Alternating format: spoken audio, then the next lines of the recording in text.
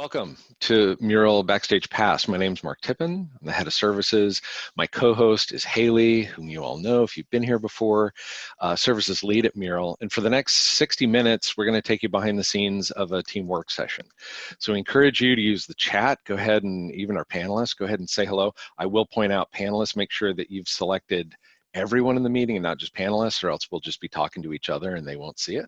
So change that who you're messaging to all panelists, and encourage everyone on the line to leverage the chat, create communities, say hi to one another, ask question, post link, that kind of thing. And the QA channel as we go, and I'll facilitate getting questions answered along the way. Our goal is to help you gain confidence in using Mural in a variety of use cases. So with Mural Backstage Pass, we're actually just broadcasting a real-time work session. This isn't scripted, and we hope that this inspires you to use your facilitation superpowers in new ways with your team. To help you get the most from today's session, Haley and I are gonna call attention to methods, features, best practices as we see them. And we've got a big crew here today from Voltage Control, Dawn, Pixie, John, Douglas, Steph, and we're gonna do a round of intros here, but I'm gonna hand it over to you and just stand back in amazement as we build a design sprint canvas template from scratch. Am I in the right place? Is that what we're doing? That sounds about right. All right, cool. Yeah, sounds good. So let's have, as you mentioned, let's do a quick, speedy lightning intro round for everyone. So I'm going to start with you, John. What's up, everyone? John in Texas. I lead up a lot of our facilitation practice at Voltage Control, as well as build products for facilitators so that we can worry less about the mundane and hold space for people. Mm-hmm. Awesome. Love it. All right. Dawn, tell me what you do. I'm also in Texas. I think, the newest facilitator for Voltage Control. I'm also a freelance UX designer. Awesome. Welcome. All right, Steph, making our Hey, call truly international. Right. Yeah, exactly. So I'm Steph from Switzerland. I'm the CEO of Design Sprint Ltd. It's been 4 years. I've been running design sprints, mostly physical, and we've been chatting a lot with Douglas in the last days about going remote and building the perfect template. So I'm super excited to be here. Wonderful. Welcome. Hey, Pixie. Right. Hey guys, I'm Pixie. I'm also based in Central Texas. I'm one of the master facilitators on the team at Voltage Control. Wonderful, thanks. Douglas. Howdy. I'm the founder and president of Voltage Control, and been a pleasure working with Mark and Haley and the team, just with Control the Room and all the work that we've had to do, going remote and doing more virtual work. And also really excited to have Steph from Switzerland here today. The only non-Voltage Control member on the team, but man, he's been such a great collaborator, and I just thought it'd be really fun to bring him in. And we were just last week riffing on his design sprint template and Mural, and I thought, man, when you were describing how this backstage pass works, I immediately went back to that phone call and how we were doing that exact same thing, except he had a starting place. And I thought, what if we just did it from scratch and just see where it went? And so here we are. Awesome. Yeah, fantastic. Also want to make sure, just Daniel, you can say hi as well. Thanks for supporting us. And you're calling in you're in Berlin, is that correct? I'm in Berlin, yes. Yeah. Yeah, so two international parties. So thanks for joining us. He'll keep an eye on Q&A and et cetera. So I think the people have all these questions. How do we get started? And I love, we're actually not sharing the screen right now because we want to go from the very beginning. You fired up your Zoom call. We're all here. Where do we go to actually co-create stuff, right? So and I think that's a great simulation, because that's how we start any of these things. We start in Zoom, and then we start to look at Mural, where it's like we get in our room and then we start looking at the walls and the whiteboard. And I also want to give a shout out to, actually today we're going to have later on, Lisa Rothstein is a cartoonist with the New Yorker, and she also does a lot of awesome agency work, and she's going to be doing some sketching based on our conversations, which we can share afterwards, which is wonderful. So awesome. Yay. So, That's cool. so all right. So I've shared my screen. You guys can see my screen, right? Sure can. Yep. Yeah. So you can see completely blank, nothing on it. We can expand it. You can expand it down this way, but blank. And what I'm going to do is hit this share button. I'm going to give you guys an anonymous link because that way you don't have to worry about signing in. It just makes it a little bit smoother. And then I'm going to paste it into the chat for our panelists only. So those of you on the call, you won't get the link today, but you can watch and learn and ask questions and enjoy alongside us. We might open it up at the end. We just Yeah. want to keep it a little contained as we kick off here. Yep. So now you're going to see people coming in at the bottom. You see there's an anonymous RAM. Yay. So an anonymous RAM, with every anonymous user gets, if they're not part of the workspace, gets an animal. So if you don't like your animal, you can just refresh your browser and get one you like eventually. But roll the dice a little bit there. So now what I'm going to do is I'm going to ask you guys to follow me. So we're all looking at the same thing together. And I think this is a good place for you guys to start. So Douglas and team, tell me a little bit about what template we're going to be building out today. So we're going to be building out a virtual design sprint template. So how do we prepare for running design sprints virtually? And with the kind of requirements around virtual work, these templates become even more critical because we can't just quickly on the fly adapt and throw something on the whiteboard. We have to come prepared so that people can orient in the tools. Because as you can see, jumping into this white screen, it's a bit hard to know what's expected of me. And so yeah, we want to kind of work on something that's maybe a guide and some structure that we can make sure that we have a really successful design sprint. Yeah, I'm curious in your work when you start at this point, do you use the canvas almost as a placeholder for rough sketches, like sequencing a couple boxes, mapping things out that won't become part of the final template, but do you think visually on the same canvas that eventually becomes your final? Or how do you guys typically think about that? Yeah, so usually we'll have a meeting that's more focused on visual designing together. So we'll just throw up a mural that is going to be pretty much throwaway. That where we're just throwing Post-its up. We might even bring in images just to inspire each other, things we want to remix, things we've seen elsewhere. That's not even a design sprint, but maybe not even a mural canvas. It could be, but something that we think is relevant that we might want to incorporate. We'll bring that in, and excuse me. We'll bring that in just to inspire us. And then once we've had a bit of this kind of collaborative work and it starts to take on form, then we'll start to then design it out. So what I was imagining today, you'd see more of that style working versus the polished template building. Because usually what we do is once we have the ideas forming and we're starting to gel on the direction we want to take, then we'll just hand it off to a single designer to really put the shine and polish on it. Cool. So in my parlance, I like to say we're making the prototype. Yeah, exactly. Okay, cool. So we've established what we're making, kind of the fidelity that we're expecting. Do you start with like an inspiration? You're mentioning like dropping things in. Here's, what are the ingredients that we have available? We might not use, the garlic and the turmeric and this, but how do we get inspired with what's available? Yeah, sometimes especially if I have questions or uncertainty, it really depends because as a team, there's generally a high level of alignment. But if I'm detecting there's something we're not seeing eye to eye on, or something that I just don't see, it seems like there's there's a lack of clarity, I might design some prompts around that, and then I'll just have I'll just make a really quick template. It's for internal purposes. Often I just use a 2x2. So I'll show you. I'll just come over and drag in a 2x2 grid. And I don't love the borders on this, so often I'll just draw a 2x2.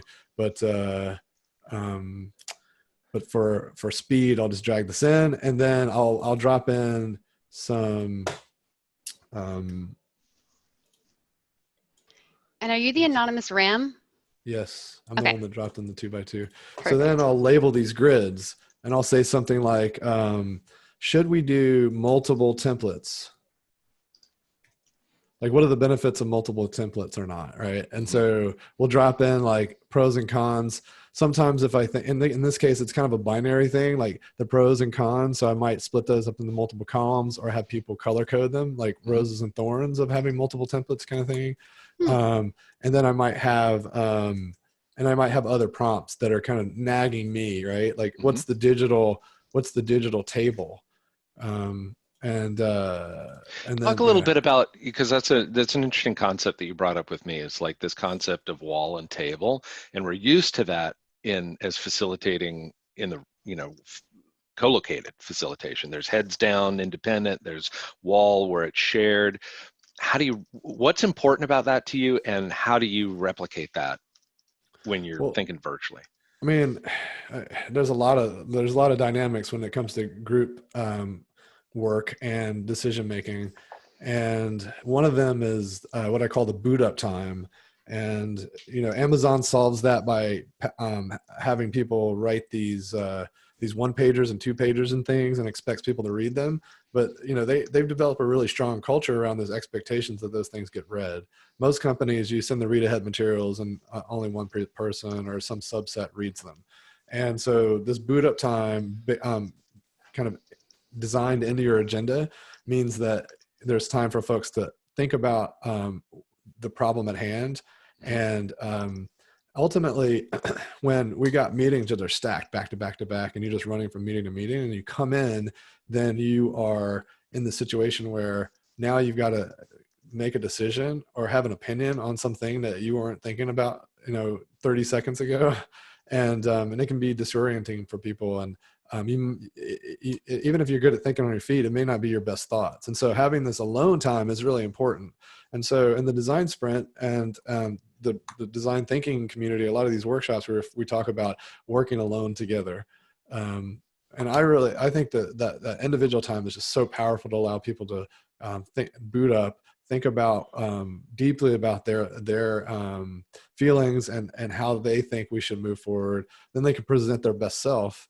And then and only then do we all work together as a group. And so the way we model that in our in-person space is that you just go heads down on a piece of paper, and then you can do the work as a team in the shared space. And so one of the questions we had when we were building our sprint templates, and it was this notion of how many spaces do we make for individual work?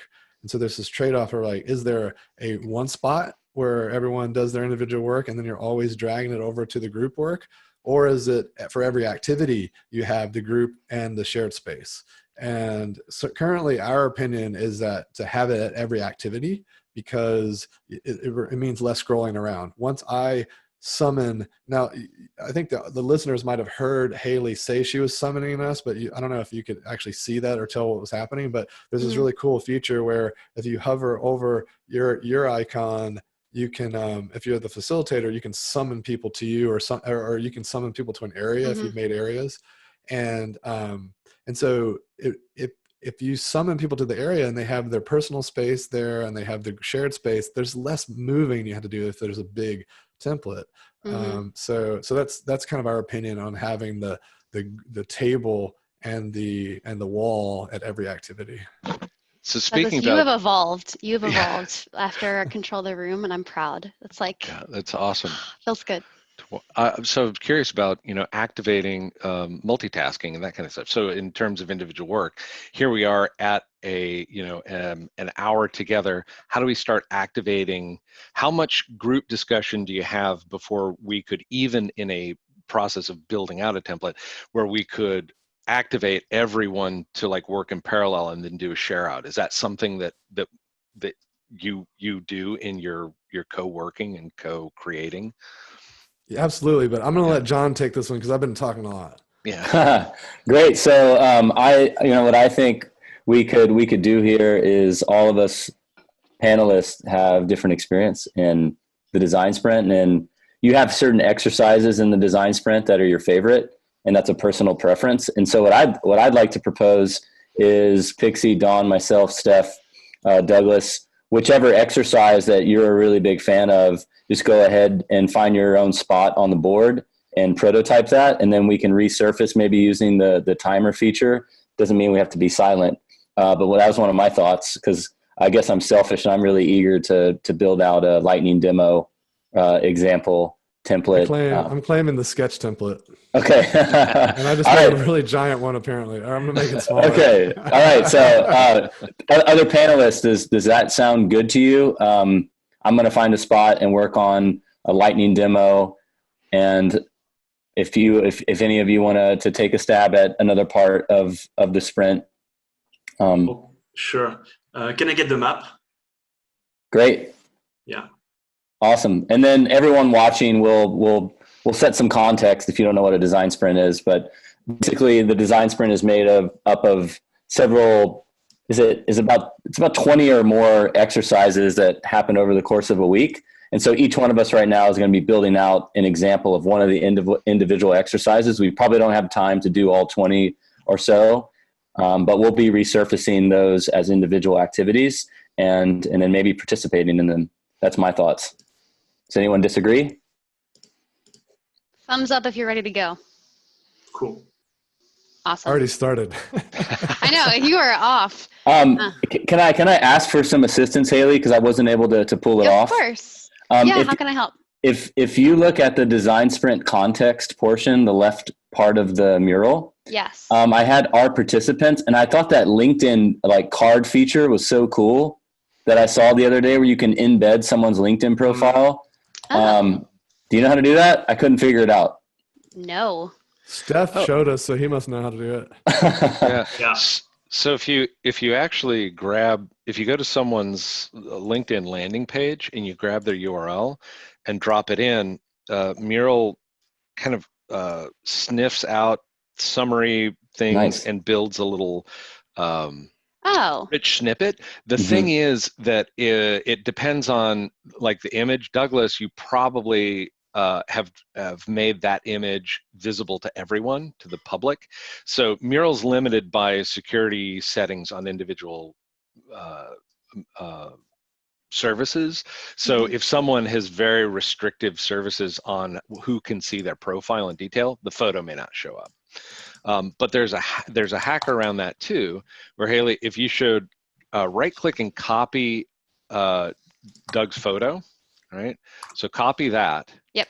And then do the trick where you paste it in, and then any object also has a hyperlink, so you can copy the link to it. I'm just letting the folks know what you're doing. And there's this icon where you can enter a link, and so this is like hyperlinking between things. In this case, we're just pointing his photo to his landing page in LinkedIn, and you see we do the icon down in the bottom, but you can link between notes.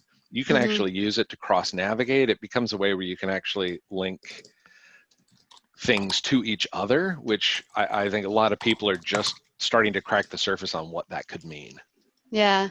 So cool. I've seen some cool game customers in the gaming world do immersive worlds, and they're linking between elements to storyboard and experience. Wow. That's really cool. Yeah, I was just going to bring that up for the attendees, that we found it helpful in a design sprint, but also in any other workshop you may be doing inside of your mural, especially if it's a large group. It becomes its own awesome networking feature where people can cross-reference that archive of participants. It's really cool. And Sandy Lamb, we also have another design sprint boss on here in the chat saying you can also link to parts of your mural. So if you wanted to link to an area, so let's say I made this an area, just highlighting some cool features for facilitators. And I said, hey guys, I want you to come to this. When you open the link into the mural, I can have that link right there. Cool. Yeah. handy dandy, especially when you said Daniel, like, or not Daniel, oh my gosh, I'm getting people confused. Douglas, because you guys look so similar. When you don't want people to get intimidated joining the mural for the first time, then you can have that happen. So yeah, I digress. Okay. Has all the panelists picked something, or are you kind of hammering away on different things? I'm doing a little gallery walk on here. So we see there's a map, lightning demos over here. We have the anonymous lion maybe working on this 2x2 grid here. And then we have something going on up here. So I put a timer on, John, by the way, just the 5 minutes, just to give like a sense. So this will be a 5-minute timer, and we can time check after that. And also, I wanted to say what Haley's doing right now is really helpful and awesome. And when you're running these online workshops, we found that having a facilitator who's guiding the conversation, maybe helping the team in the main exercise, summoning them to the right exercise, and you have a few others that are minders. So someone's making sure that the timer is being ran, or getting prepped for a vote, or duplicating and copying things from a decision that was made into a new area of the canvas. What I'm trying to really say is it takes, I would be intimidated to try to run a design sprint, virtual design sprint by myself, or any liberating structure, any other meeting thing that you may be able to handle by yourself in a room. I found it takes a team virtually. Really so thank you for being a kick-ass minder right now. Anytime. I'll only ask that I can get an awesome hat after this. I don't think I can rock it as well as you can, but I'll do my best. Well, it's all about craft, and you got to find someone who can custom make you a hat, because it's all about getting a hat for your face. Oh, good to know. Yeah. All right. Yeah. That's awesome. All right, so we just actually hit the end of our 5-minute timer. So John, I'm gonna hand it to you whether you wanna continue, pulse check the team. So what would you like to do next? Yeah, awesome. Team, does anyone need more time? Okay, awesome. So what we'll do is I'm gonna demo what I built first, and then just pass the mic to someone else for them to describe. And then after that, one of my ideas is to show us it. We don't have to use all of them, but maybe we can decide on which one we do. But I'll start. Do you want to summon around the lightning demos area? If you can ask me to follow you, and then I will summon everyone. That'll be helpful. Okay. Because I don't know which animal you are. I mean, you can tell me, but. So I just hit follow on you. Oh, I'm following you. So that means you're following me. Yeah. So if you go to your avatar in the list in the bottom is always first. Yep. And so follow me. There we go. Anonymous Ram. Boom. Okay, cool. So what I have here is the lightning demos. And if you haven't done lightning demos, it's just one take on finding analogous inspiration.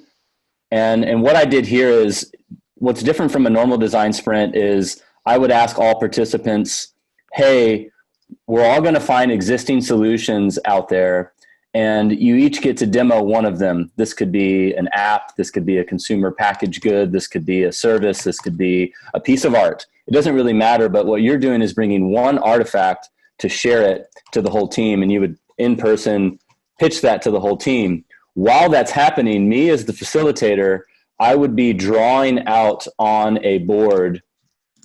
In fact, let me just I'm going to grab a quick example so that it's better than me talking about it. Just one moment.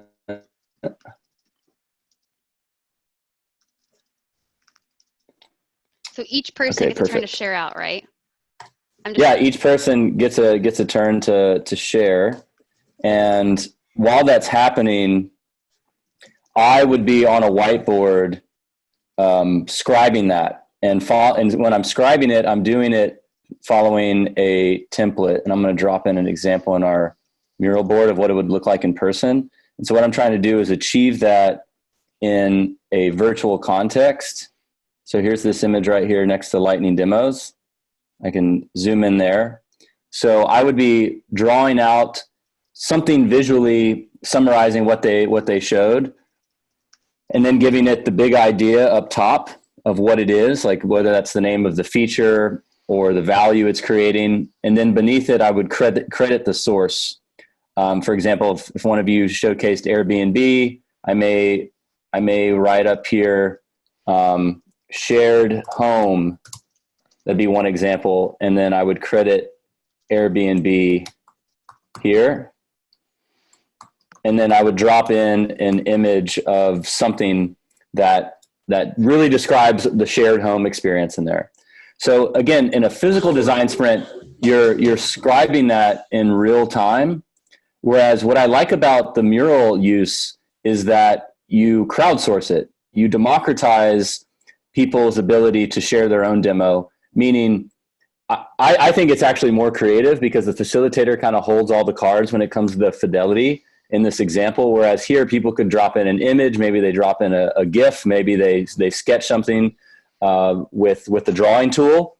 But you've built the framework for each person, and you could have a similar effect of having a gallery wall of lightning demos. But you've done a bit of the work for everyone already. They just need to type in their big idea as well as credit the source, and then drop in their own or draw their own imagery in each box. So that's the lightning demo thing that I quickly spun up, and I think it would work really well in a virtual context.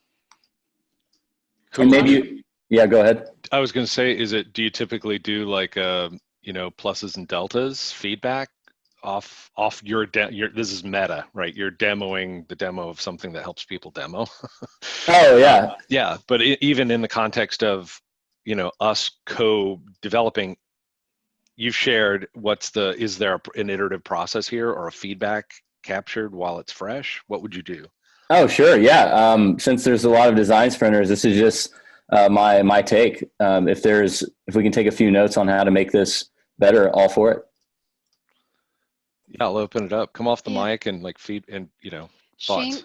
Shane, some people in the chat if you guys have suggestions in the chat, our audience, feel free to add in too. So Shane, excuse me, for example, said use the icons to draw. If you don't want to hand draw and import it in or find a picture, you can draw a concept using icons. Oh yeah, several icons. You could combine them. Yeah, cool. If you scoot up by lightning demos, that's like a bunch, because we have transparent colors too. So that's all our shapes that are just dropped out, grouped together. Yeah. Sorry, I don't mean to just show you. No, that's exactly. So you can build up things really quickly if sketching is not. Yeah, Jay Shu just said something awesome. Again, do the work for your participants. And so he was recommending already have some icons there on the side, because not everyone's going to be a power user like Haley or someone else on here, and having that there could help. That's a good point. Yeah, like a sandbox in a way. Yeah. Love it. Awesome. Steph. I have quite a question about this. What do you think is best? Is to actually draw, to use icons, or to just take screen grabs of details of I was really excited about the screen grab thing when we were riffing on this last week. That because I feel like it's really embracing the virtual nature, because I think the little thumbnails were something that Jake and team invented because they were in person at a whiteboard and they had to capture the essence of this thing. Well, actually taking the screenshot, bringing it in is I think pretty compelling, and I really want to test it out. Yeah, you can copy and paste screen grabs in as well from your tool of choice. Tobias, apologies. Hi, Tobias. Is asking, well, I might reserve questions till the end, but there's no limit, I don't think, to the size of a photo you can upload. It might just upload as a file and you have to click out to open it. If it's big enough, something like a big PowerPoint deck or an Excel spreadsheet or something. Yeah. Awesome. Well, that's all helpful feedback. I'd like to give space for some of the people that worked on the other exercises. Again, this is one of the ones where there's a lot of solo work that would be done, and it's just to inspire people right before they draw solutions. Whereas some of the other folks on the panel have thought about some other decision making exercises, and I think we can move on to Steph. You want to show us the map? Sure. All right, so Steph, would you mind asking us to follow you? And then I will summon if needed. So I'm the koala. I'm gonna go here.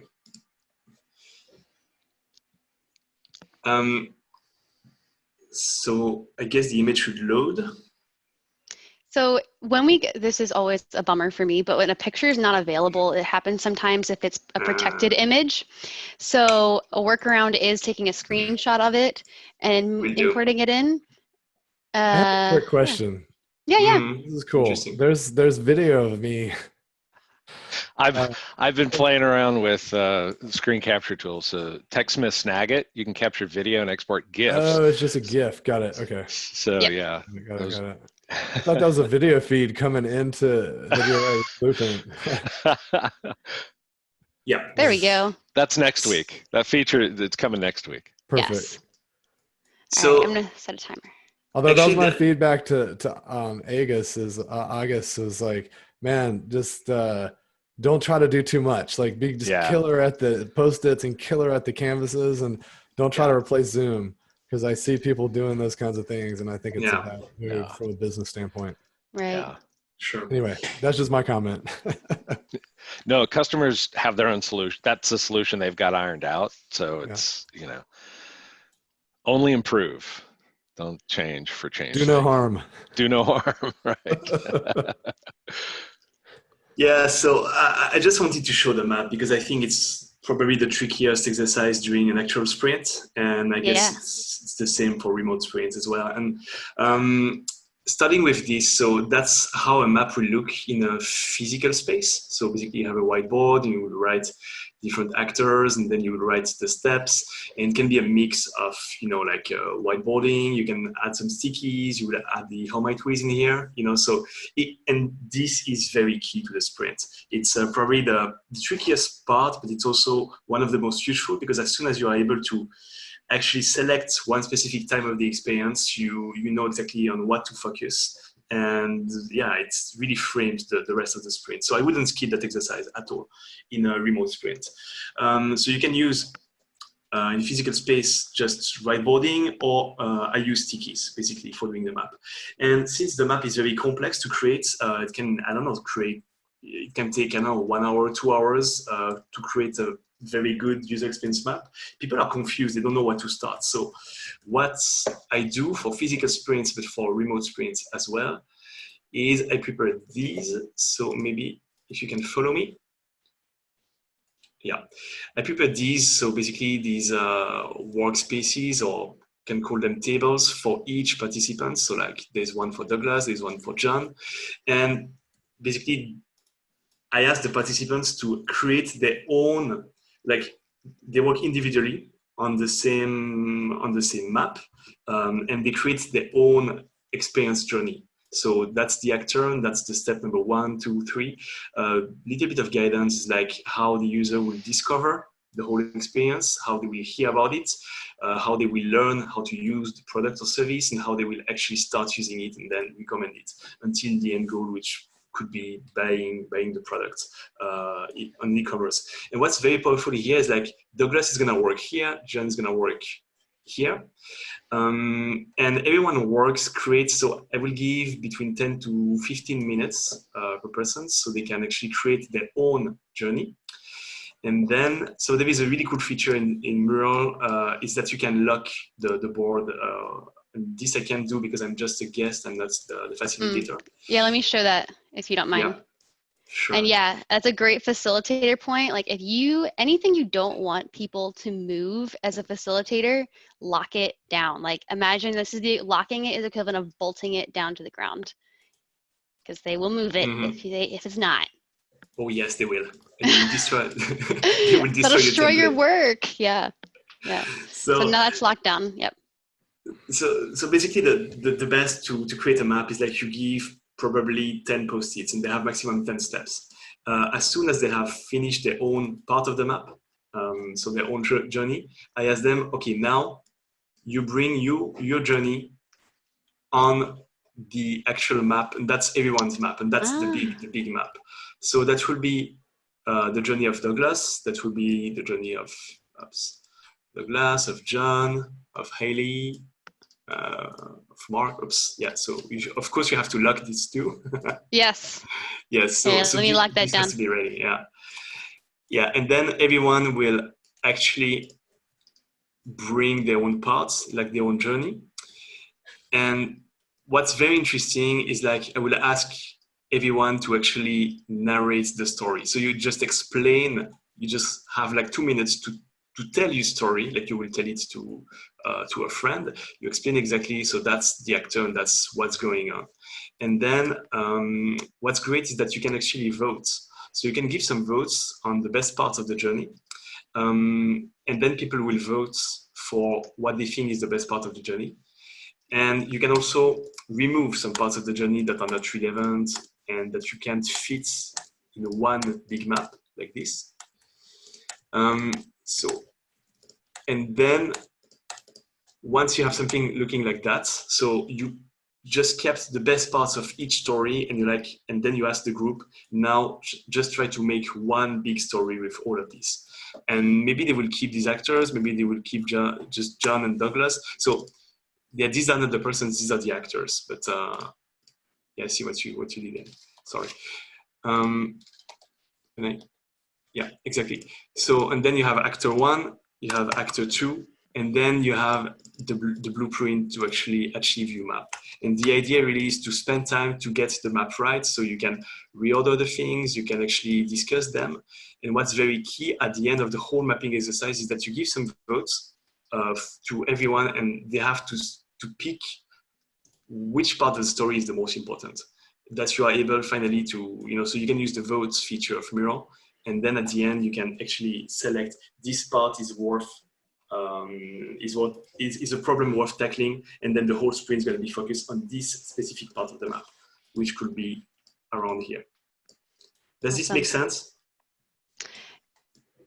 It does. I mean, it makes sense to me. I think it's really cool the way, I think just highlighting the fact that you're saying we're talking about the table and then the wall space, they're near each other, right? So that's really wonderful.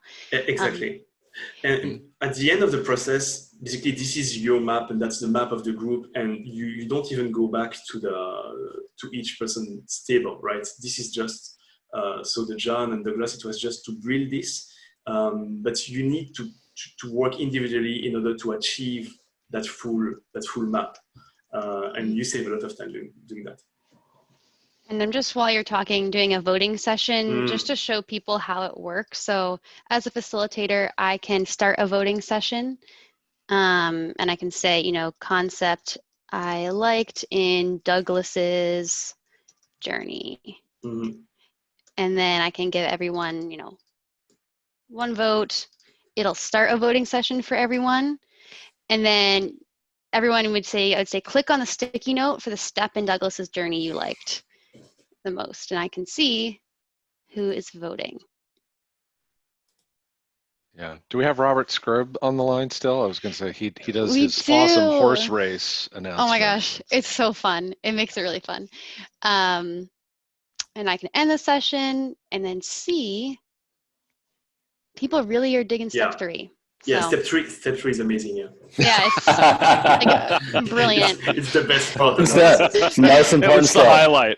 Apparently, it's the magic number. Yeah. All right. Awesome. So what's awesome is we would have chosen an area on the map to focus our efforts. We would have done lightning demos to get inspiration for analogous ideas that we may put into our own solution.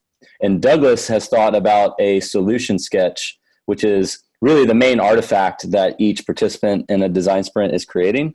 So Douglas, you want to summon folks to show what you created? Yeah, absolutely. Let's see here. I can't actually summon, it doesn't look like. You can ask to follow. Yeah, it's ask an to be anonymous. followed. Okay, Yeah. perfect. Here I am. Okay, so I've got an example of the sketching process for design sprints. So we typically take notes and ideas. We would be designing in templates for all of these in Crazy Eights, which is a lot of fun. And then I chose to do the actual sketch. And so I pulled in an example sketch here. And this, the Post-its are in portrait mode, kind of simulating a mobile app. So I don't know what my solution would be for that, because I don't think you can rotate Post-its in Mural. Feature request maybe. Although we could just do a yellow box, but just for speed and consistency and size, I went with the 3x5s. And so I've got the 3-panel Post-its that you could type into. And then ideally you could drag icons or little sketches over top. One of my favorites is that one of my pet peeves is no one ever listens when I tell them to put a title. I would say like 50% of the people listen. And so now that I have a template, you're going to put a title on your sketch.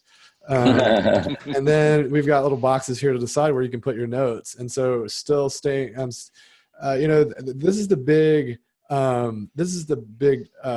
kind of trade-off between, or the big decision to make. I think some people suggest creating them and then taking a photo and uploading the photo into Mural.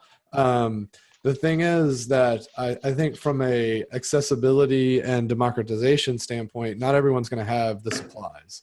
And if we're talking about really embracing virtual, maybe it doesn't make sense to order supplies and ship them. And especially you think about the waste and recycling, having to ship a whole pack of Post-its when they only need a few.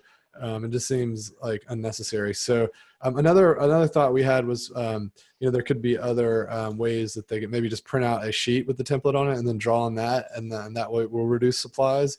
But today I just prototyped this like kind of built-in template and didn't really spend too much styling it out. Now, I did want to talk about the next step is, and I made these dots really huge because I was next to Steph's map when I made them. But one thing to note, you just got demo the voting feature in Mural, and voting in Mural is allowing you to vote on an element or an object that you brought into the mural. And when we're voting on the sketches, so I'm gonna show you a quick. I'm gonna actually duplicate this so that. And I might scale these down, or maybe later I'll scale them down. But when we're doing our gallery walk, which happens on Wednesday, and it's our first activity to move in our decisions, the team's going to be looking at each one of these sketches and thinking, what do they like about them? And they're going to be dragging the dots. Oh, I should move this to the back. Backward. Send back. Okay, cool. And so we're not voting on this image. We're voting on things about this image. Oh, I really love the name. I really like this like auto match, etc. And these dots would be quite a bit smaller. And so if the product team is listening, it would be awesome to have geographic voting so that we could do heat maps, because these little dots add to elements in my mural canvas, which slows us down. But so anyway, and another neat feature would be if I could resize all these at the same time. Can I do that? You can. I'm going to show you how right meow. All right. Can I punch a number in or no? So what you'll do, punch a number in for what? The pixels. Could I just say 10 pixels? Oh, no. We don't get Feature that fancy up in here. So you, I'm holding down Shift on my keyboard. Oh my gosh, who did that? Hold on, Shift on my, fine. You told me it was possible and I just did it. You say the word Shift and it magically. If it's intuitive, hey, I'm super glad. So yeah, you hold on Shift, drag over to select everything, and then I can make these as big or as small as needed. So. Oh, that was insane. I had one. that was awesome. I was dragging one that you had selected and it resized it while I was dragging it. Ooh.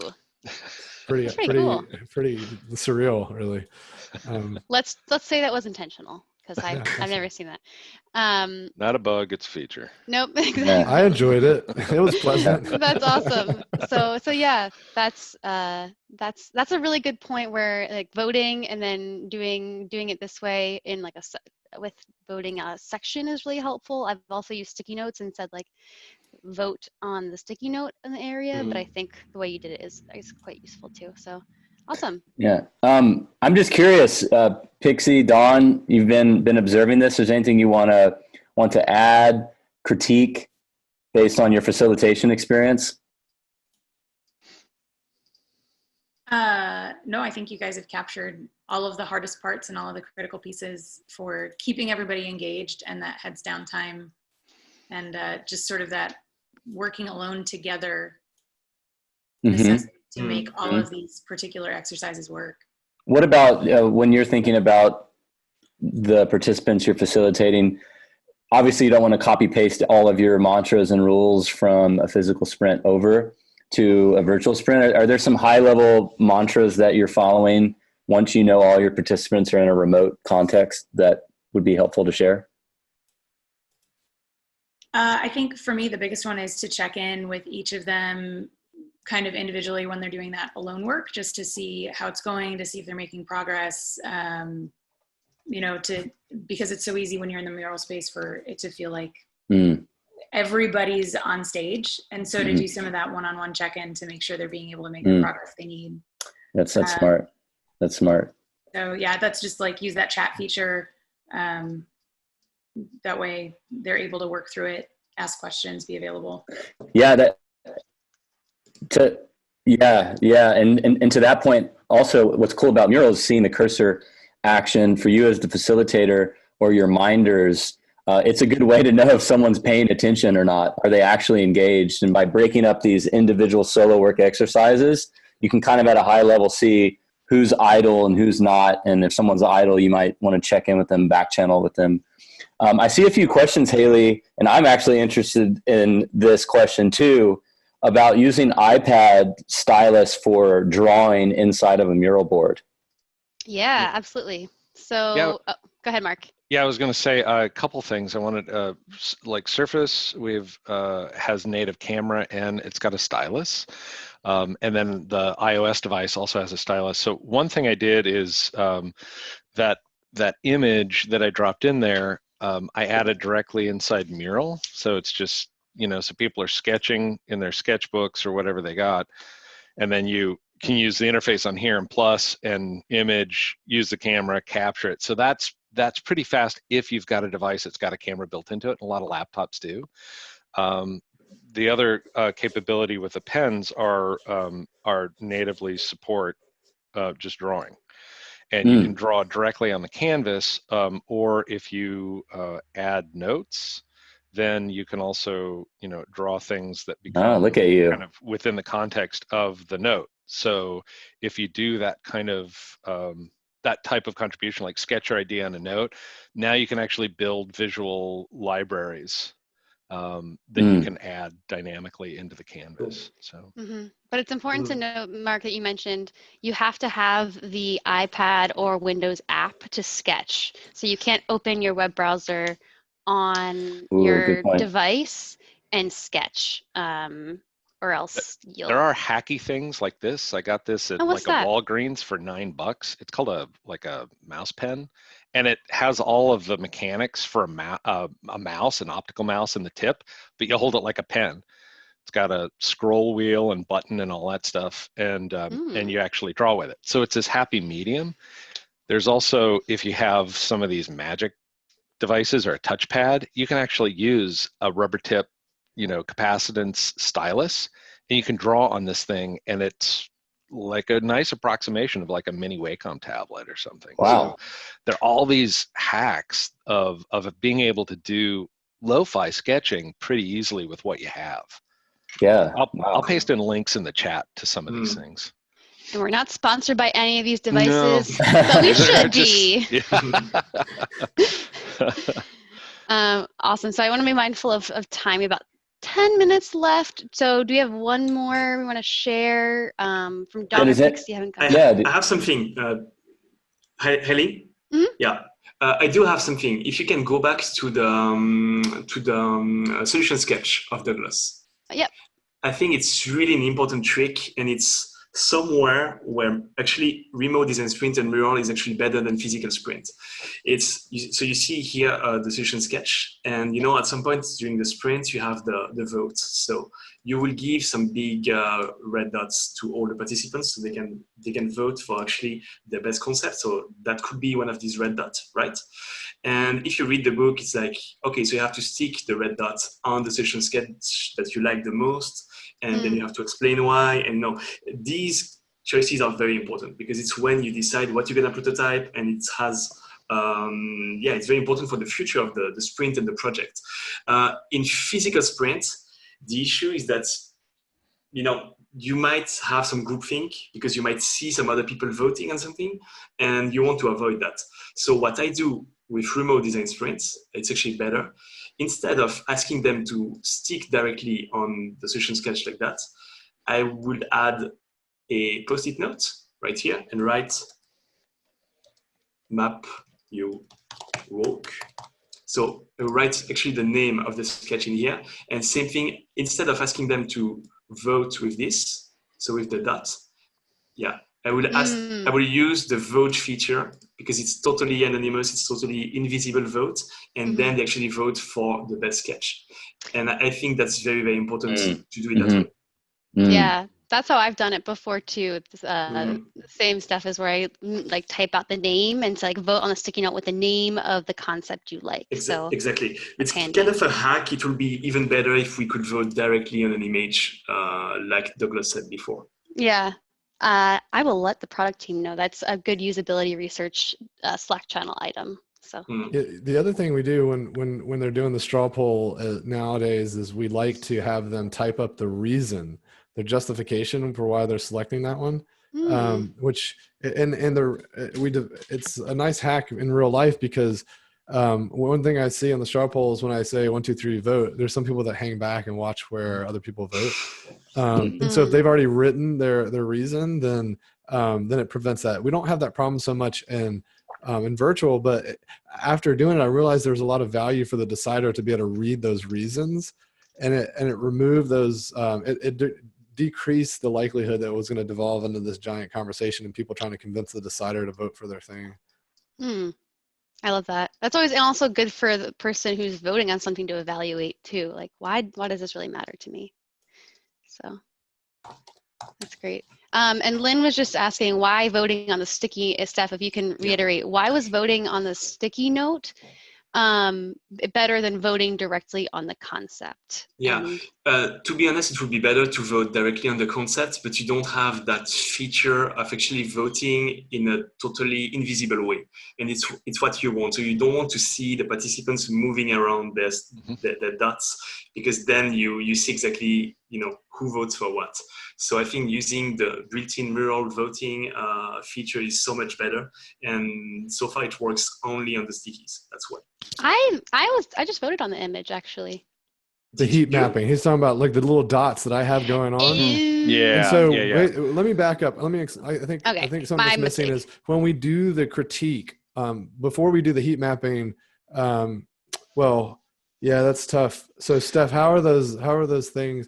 Are you saying they talk about they label the components they like and they put those up there?